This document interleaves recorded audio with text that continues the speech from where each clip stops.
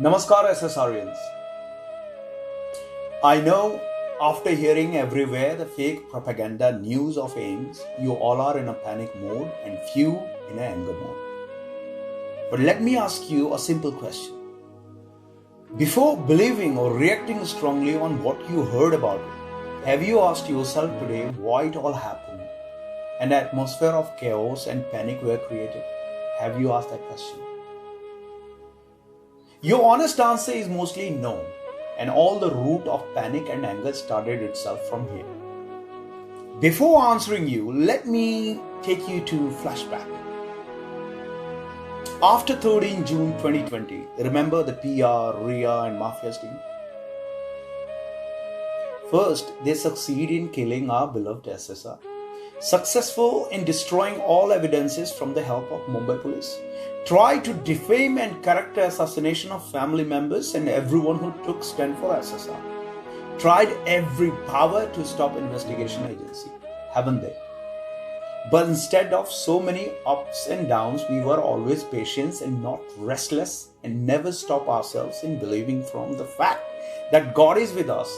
And we keep raising our question to the people and never believe in fake news and sold out media and remain united together. Haven't we done that so far? Result of not believing on fake PR news who tried to break us and believing on ourselves and continued questioning to authorities and government and regular praying to God for justice for our beloved SSR. Supreme Court withhold our faith in judiciary and handed over case to CBI. Now since we are in final stage of our fight and their all previous PR machinery failed. Now they have tried their second last gutter chop tactics to influence doctors and CBI by buying sold medias.